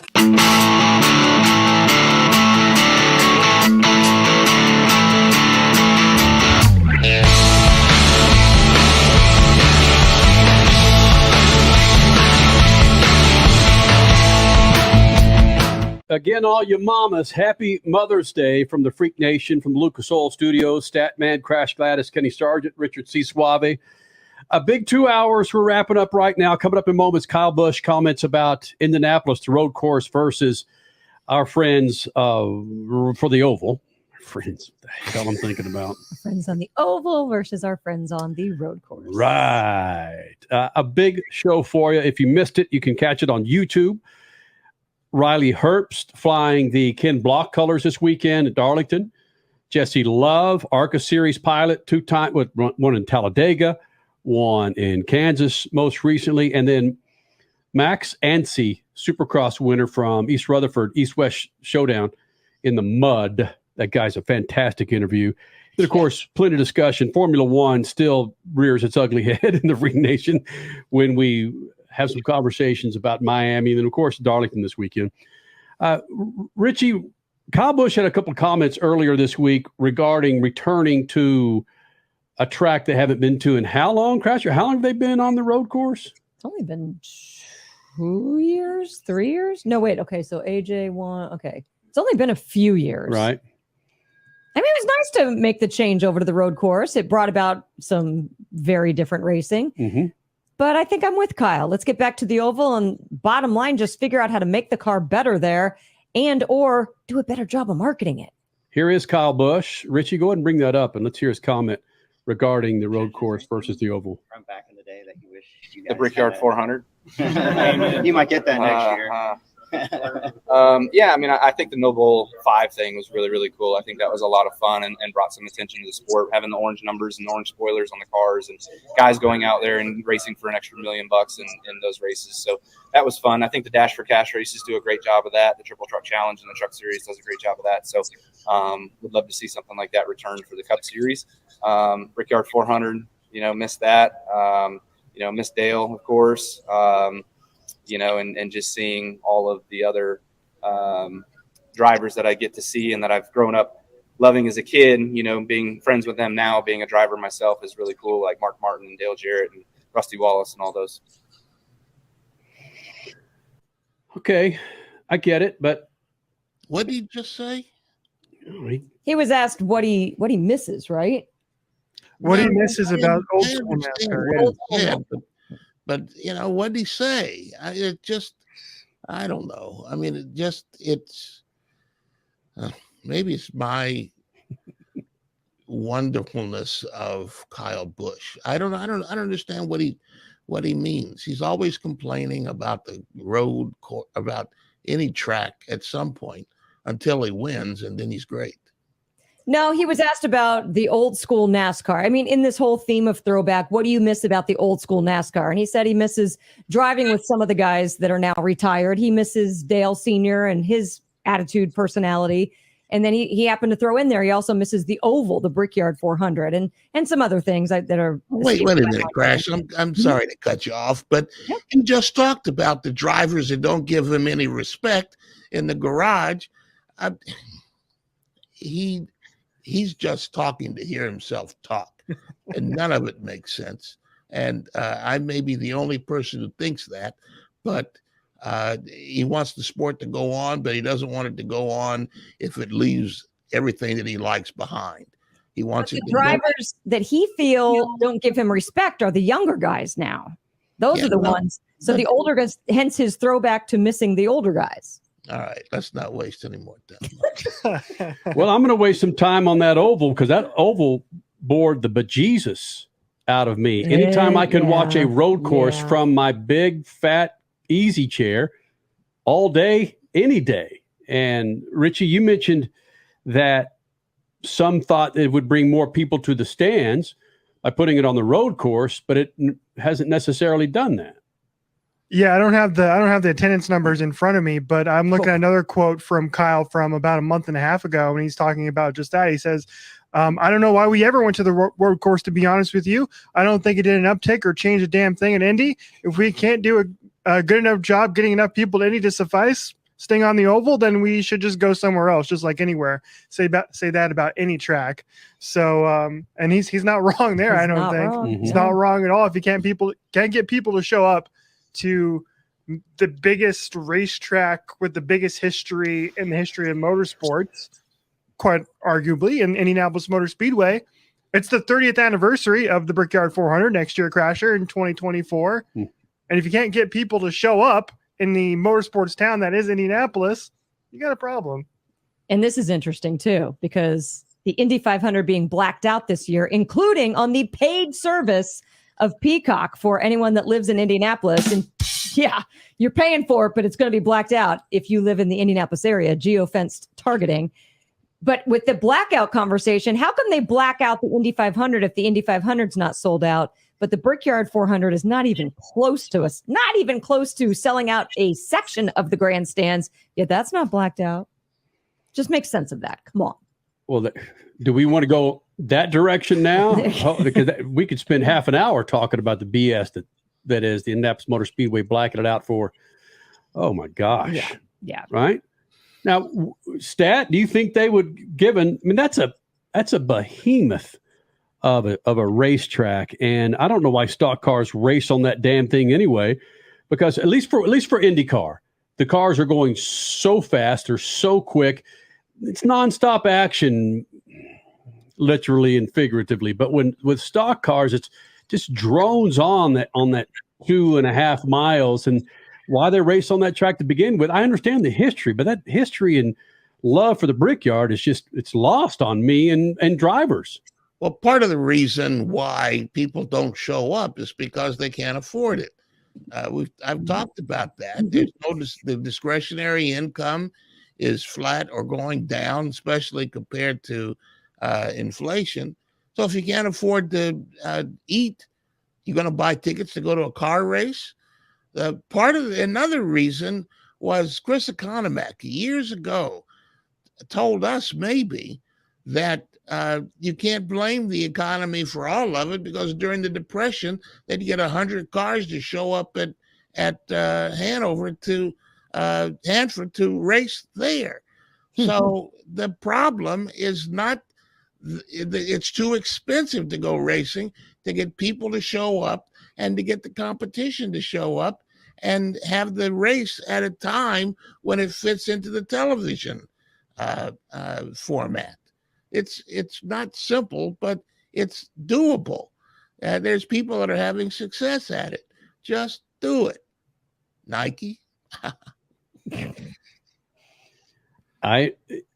It just seems so obvious, and given this new leadership or the latest leadership of NASCAR, that's you continue to hear that drum being pounded by fans and drivers, shortening races, taking some of the races off the schedule, because right now they just have 1 week off. I know poor whining drivers having 1 week. That's not my point. I'm just talking about from a fan base standpoint. I would not pay to sit in the stands and watch a NASCAR race drone around Indianapolis Motor Speedway, Crasher. I fell asleep in the inaugural Brickyard 400 in turn 1, outside of turn 1. Yeah, I fell asleep. It's nice, shaded, pagoda seat. Oh, yeah. Well, did you have that 46-ounce margarita? Is that why you fell asleep? I'm sure that contributed. Oh. Again, this is the same chick that fell asleep in the Willie Nelson concert. Yes, I did. Oh, the hate mail's coming. Send it to Kenny S. at speedfreaks.tv. Please do. I had a buddy fall asleep at a Judas Priest concert, and I'm going, man, are you my friend? Oh, how is that possible? Wow. Wow. So getting back to Indianapolis Motor Speedway, you heard in that comment where that Kyle Busch may get his wish next year. Richie just mentioned it's the 30th anniversary of the Brickyard on the Oval. Maybe they're planning on moving it back to the Oval. I don't know that. Maybe Bob Pockrass is in the know and we're not. Oh, we'll do some digging when we're there at the end of this month. And maybe it'll be 2 hours instead of 4. Yeah, the Indianapolis 2 hours. Might as well. Just race as many laps as you can. Fine, have at it with your cautions and your slow pit stops. Have at it. 2 hours, tops. Whoever's leading at the end wins. Like that. Freak Nation, it is a Mother's Day evening. A few more hours left on the West Coast. Thank you guys for being a part of this special Mother's Day extravaganza here in the Freak Nation. Thanks to all of our mothers for making it possible for us to do this thing. And to those mothers of fans out there and drivers, racers, team owners for allowing us to cover that sport and those sports. Coming up next weekend, as Suave reminded us, you have the NASCAR All-Star race. Kind of snuck up on us. We'll talk about that and plenty more, Freak Nation. Qualifying for the 107th Indy 500. We'll have hopefully the pole sitter on next weekend. All right, Stat Man, for all the mothers out there, let's shoot the juice to the moose and cut it loose. See you, Mama. Speed Freaks, Motorsports Radio, redefined. From the labs at Lucas Oil Products, Lucas Oil Complete Engine Treatment is a multifunctional cleaner plus lubricant. For every fill-up of gas or diesel, add one 16-ounce can of Lucas Oil Complete Engine Treatment. One bottle can treat a tank of up to 21 gallons.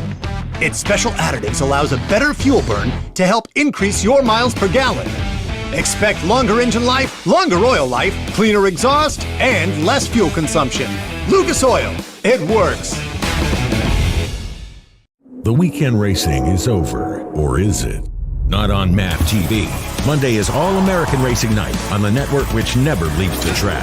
Sit back and enjoy grassroots red, white, and blue racing from America's most iconic tracks. Whether it's the precise lines of pavement ovals or the door-banging action of the dirt, MAP TV's Monday night lineup will bring you all the action from this country's legendary four-wheel battlegrounds. Monday night is All-American Racing, only on MAP TV, Motorsports Network.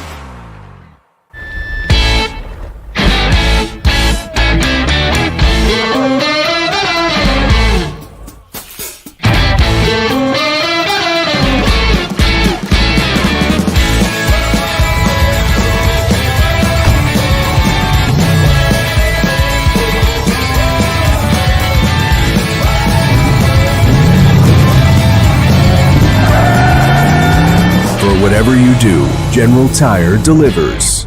The biggest racing series in America is coming to your town. It's time to mark your calendar. Get ready for the wildest festival of speed in the Midwest. The Enjoy Illinois 300, presented by Ticket Smarter. It doesn't get any bigger than this.